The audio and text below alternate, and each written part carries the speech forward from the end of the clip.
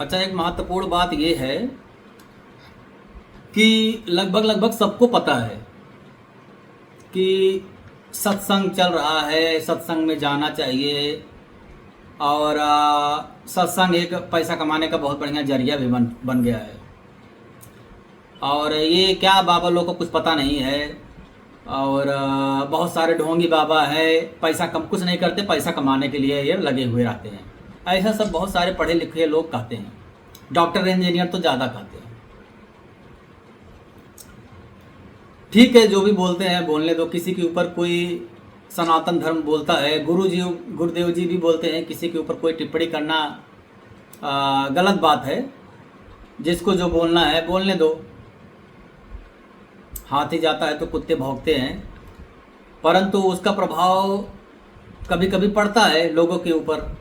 यदि कुछ भी सत्संग करो तो 100 में से कम 5 लोग तो उनके दिमाग में जाएगा, 90 लोग मान लो कुछ गलत सोचेंगे। परंतु जो 5 लोग का बुद्धि सुधरेगा उससे ही बहुत बड़ा कृपा है। या 5 लोग तो कम से कम सुधर रहे हैं, धीरे धीरे ऐसे ही लोग सुधरेंगे।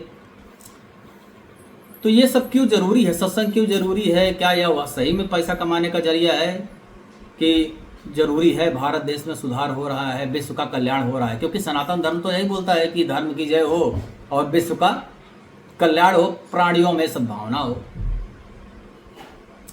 भक्तमाली ग्रंथ में दिया गया है कि सबको पता है आनंद क्या है। पैसा कमाएंगे, नौकरी करेंगे तो हम आराम से जिएंगे, लग्जरी जीवन जिएंगे। परंतु यह क्या सही है?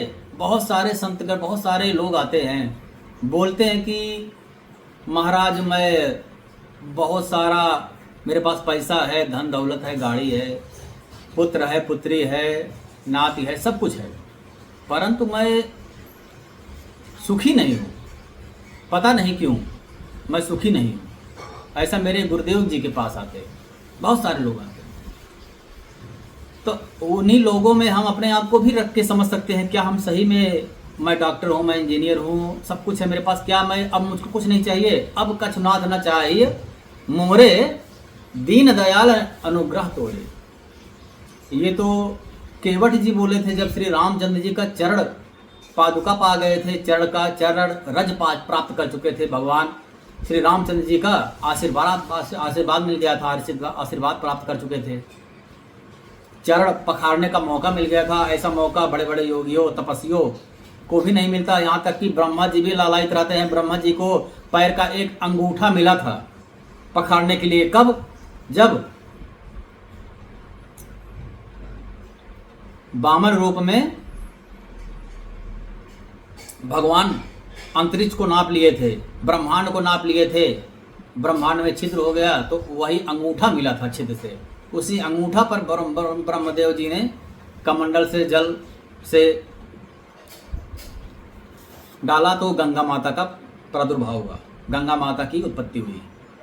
तो भाव यह है कि अब ब्रह्मा जी को भी ऐसा पद दुर्लभ है जो केवट जी को चरण पखाड़ने का मौका मिल गया। जैसे ही मौका मिला केवट जी एकदम कृतकृत हो गए, उनको कुछ भी नहीं चाहिए। अच्छा, आनंदित कौन है? संतोषम परम सुखम बोला जाता है। संतोष अर्थात जब भी कोई भी वस्तु चाहिए ऐसा भाव ही ना आए मन में। केवट जी के मन में भाव आ गया। कब आया? क्या डॉक्टर बन गए तब आया? इंजीनियर बन गए तब आया? या 1 करोड़ का लॉटरी लग गया तब आया? नहीं आया।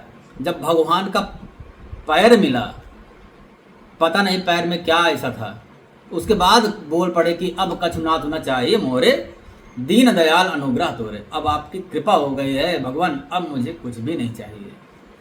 तो वास्तविक धन क्या हुआ? हमारो धन राधा श्री राधा पायो जी, मैंने राम रतन धन पायो। तो जिसको धन मिल गया है, वास्तविक आनंद का जो खजाना है वह मिल गया है, उसके बाद ऐसा क्या उसमें है कि बोलते हैं अब मुझे कुछ भी नहीं चाहिए, संतोष हो जाता है। इसका मतलब है जो हम ये भौतिक जगत में पड़े हुए हैं, इतना सब होने पर भी मनुष्य की प्रवृत्ति होती है कि ये जो भौतिक जगत है इसी में सुख खोजता है प्राणी। एक नौकरी मिल गया, थोड़ा और पेमेंट वाला नौकरी मिल जाए तो ज़्यादा अच्छा है पैकेज, ऐसे ही बढ़ता जाता है मन। मन क्या है, एक अग्नि है, यदि हम उसमें जैसी आवश्यकता हुई उसमें घी डाल दिए 1 चम्मच, चलो ये लो घी, अब खत्म हो जाए, वो और धधकता है, अरे नहीं अब तो मुझे हेलीकॉप्टर चाहिए, अब BMW से काम नहीं बनेगा। अर्थात हमको हमारी इच्छाएं बढ़ती रहेंगी, हमको आनंद की प्राप्ति नहीं होगी।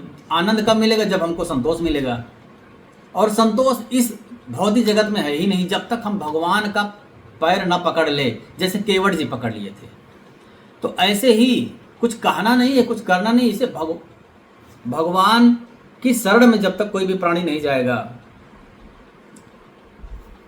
राम राम राम राम जवलो तू न जपियो, तवलो तो कहीं जाओ तीनों ताप तपियो। तीनों ताप अर्थात दैहिक दैविक भौतिक तीनों ताप तप से हमको त्रास मिलेगा, कष्ट मिलेगा, क्योंकि हमने भगवान का शरण नहीं प्राप्त किया है। इसलिए ये जो सत्संग होता है, जो प्रवचन होता है, ये ऐसे ही नहीं होता है। मरने के बाद में भी ये ऐसा नाम है जो हमेशा हम लोग जीवात्मा है, अनंत काल, जब से भगवान थे जब तक भगवान रहेंगे, अर्थात अनंत काल से हैं और अनंत काल तक रहेंगे। ऐसे ही प्राणी भी है, जीवात्मा भी अनंत काल से है और अनंत काल तक रहेगा। ये जो मनुष्य शरीर मिला है 100 साल मान लो, उसके बाद क्या, उसके बाद भी तो कुछ है। तो ऐसा कुछ करना चाहिए जिससे हमको लाइफ टाइम, हम लोग LIC ले लेते हैं ज़िंदगी के बाद भी, ज़िंदगी के साथ भी, तो ऐसा कुछ करो ना, जो ऐसा धन प्राप्त करना चाहिए जो हमेशा साथ में रहे। यही भाव है बस। जय जय श्री राम।